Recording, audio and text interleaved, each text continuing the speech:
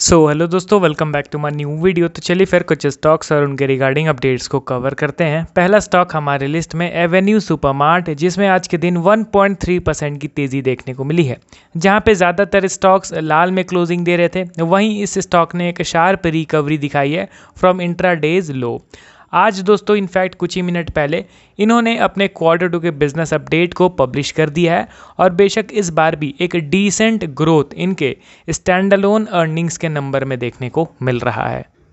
तो यहाँ पे ऑफिशियल पीडीएफ मैंने ओपन कर लिया एवेन्यू सुपरमार्ट्स का। तो यहाँ पे आप क्लियरली देख सकते हो कि 2020 के सितंबर क्वार्टर में 5,218 करोड़ का स्टैंडअलोन रिवेन्यू कंपनी ने जनरेट किया था, जो कि बढ़ के हो गया फिर 7,600 करोड़, फिर वो बढ़ के हो गया 10,300 करोड़।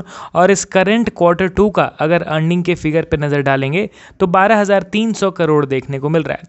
यहाँ पे आप क्लियरली एक चीज़ नोटिस करोगे कि एक स्टडी ग्रोथ हमें इनके ओवरऑल अर्निंग्स में देखने को मिल रहा है साल दर साल। तो बेशक हम लोग यहाँ पे ये चीज़ कह सकते हैं कि अर्निंग्स के मामले में कंपनी इस बार भी एक डिसेंट नंबर पब्लिश करने वाली है।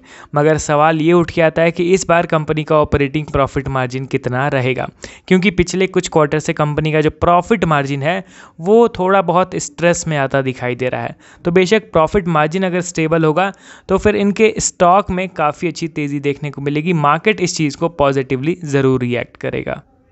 अब इनके पास करेंटली टोटल स्टोर्स कितने हैं, तो यहाँ पे देख लो 336 नंबर हमें देखने को मिल रहा है। तो चलिए बेशक एक पॉजिटिव अपडेट ज़रूर हम लोग इसको कंसीडर करेंगे। अब देखते हैं मार्केट किस तरीके से रिएक्ट करेगा कल इनके Q2 के बिजनेस अपडेट को देखने के बाद। अब यहाँ पे इनके चार्ट पे नज़र डालते हैं तो नो डाउट स्टॉक अपने रीसेंट सपोर्ट लेवल के आसपास ट्रेड कर रहा है।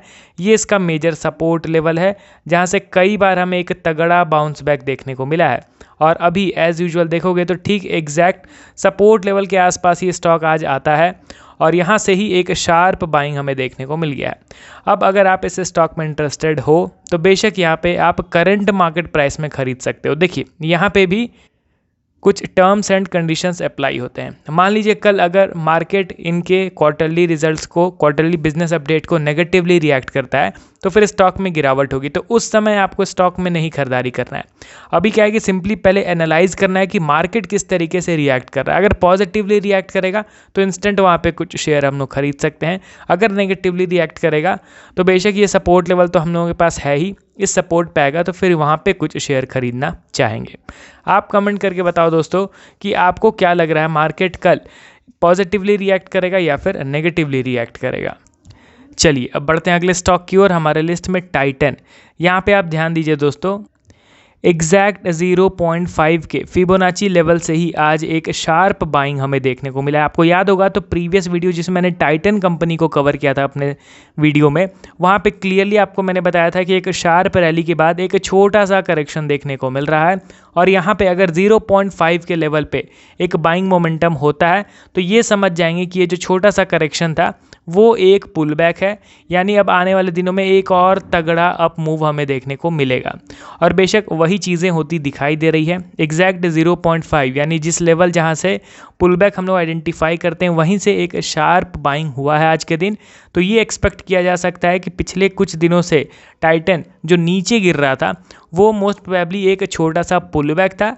आने वाले दिनों में एक और अच्छा खासा अप मूव देगा और एक नया हाई क्रिएट कर सकता है। तो इस पर्टिकुलर कॉन्सेप्ट के हिसाब से आज मार्केट क्लोज होने के कुछ ही मिनट पहले आपको कुछ शेयर खरीदना चाहिए था। अगर आप लोगों ने नहीं खरीदा तो भी कोई दिक्कत नहीं है, करंट मार्केट प्राइस में भी कुछ शेयर खरीदा जा सकता है। यहाँ पे ध्यान दीजिए दोस्तों कि मार्केट ओवरऑल निफ्टी का मैं बात कर रहा हूँ तो वो थोड़ा बहुत वॉलेटाइल है अभी। अगर मार्केट ही एक्सट्रीमली नीचे गिर जाएगा तो फिर यहाँ पे टाइटन कंपनी में भी जो टेक्निकल एनालिसिस हम लोग कर रहे हैं वो फेल हो जाएगा। मगर हमें थोड़ा सा रिस्क बियर करना पड़ेगा। अगर मार्केट फेवरेबल कंडीशन में जाता है तो फिर टाइटन के स्टॉक में भी एक अच्छी तेज़ी हमें देखने को मिल सकती है। तो इसीलिए मौका कहीं हाथ से हमारा छूट न जाए। तो बेशक यहाँ पे कुछ क्वांटिटी तो ख़रीदा जा ही सकता है। अगर मार्केट हमारे फेवर में जाएगा तो बेशक यहाँ पे टाइटन के स्टॉक में एक अच्छी तेज़ी हमें देखने को मिलेगी। और अगर मार्केट हमारे एनालिसिस के अगेंस्ट में जाता है तो भी कोई दिक्कत नहीं है, हम लोगों ने कुछ ही शेयर खरीदा है क्योंकि देखिए अभी क्वार्टरली रिजल्ट का सीज़न आ रहा है। तो यहाँ पे सारे स्टॉक्स को मैं यही एडवाइस करूँगा कि जिस भी स्टॉक में आप खरीदारी कर रहे हो तो अभी अगर टेक्निकली स्ट्रांग है तो भी कुछ ही शेयर खरीदना है। मेजर चंक ऑफ मनी तभी इन्वेस्ट करेंगे जब कंपनी अपने क्वार्टरली रिजल्ट्स को पब्लिश कर देगी तब। तो ठीक वही स्ट्रैटेजी यहाँ पे अभी के लिए टाइटन के स्टॉक में भी अप्लाई हो रहा है। स्मॉल क्वांटिटी में खरीदेंगे, major chunk of money quarterly results के बाद।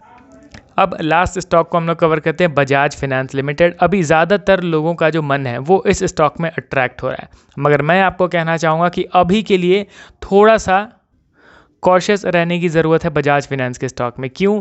क्योंकि अब अपने मेजर रेजिस्टेंस लेवल की और ये स्टॉक बढ़ रहा है। और ये मेजर रेजिस्टेंस कैसे है आप यहाँ पे देख सकते हो, 2021 सितंबर से स्टॉक इस पर्टिकुलर रेजिस्टेंस लेवल को रिस्पेक्ट कर रहा है। मतलब ये बहुत ही मेजर रेजिस्टेंस लेवल है।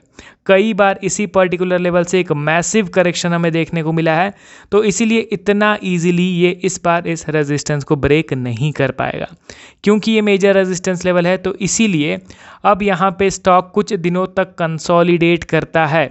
कुछ दिन मतलब जितना लंबा कंसोलिडेशन रहेगा उतना अच्छा हमारे लिए रहेगा, मतलब उतने ज़्यादा बायर्स यहाँ पे एक्यूमुलेट हो रहे हैं। तो यहाँ पे विदाउट कंसोलिडेशन अगर स्टॉक ब्रेकआउट देता है तो यहाँ पे अगर आप फिर खरीदोगे शेयर तो वो फोमो बाइंग के कैटेगरी में इंक्लूड हो जाएगा।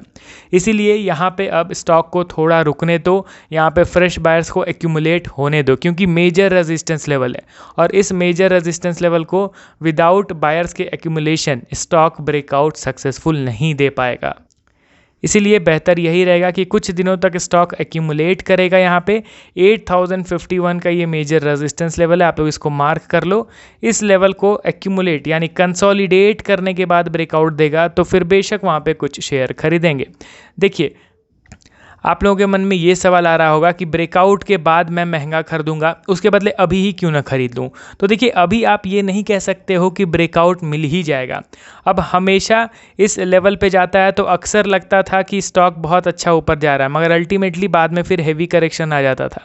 जब यहाँ पे इस तरीके से इतनी तेज़ मोमेंटम के साथ स्टॉक ऊपर जा रहा था तो उस समय भी लोगों को यही लग रहा था कि स्टॉक बहुत ज़्यादा बुलिश बन चुका है, नया हाई क्रिएट करेगा। मगर हुआ क्या, एग्जैक्ट रेजिस्टेंस लेवल को टच करता है और धीरे धीरे करके एक मैसिव करेक्शन दिखा देता है आने वाले दिनों में। तो कभी भी कोई स्टॉक अपने रेजिस्टेंस के टूवर्ड्स जाता है तो हमेशा एक बुलिश मूव हमें लगता ही है, मगर बाद में पता चलता है कि उस रेजिस्टेंस को टच करने के बाद स्टॉक में गिरावट हो गई है। तो इसीलिए बेहतर यही रहेगा कि स्टॉक को खुद से ये चीज़ दिखा देने दो कि इस बार अगेन ये रेजिस्टेंस को टच करके नीचे गिरेगा या फिर इस बार फाइनली इस रेजिस्टेंस को ब्रेकआउट देगा। उसके बाद ही हम लोग अपना डिसीजन लेंगे।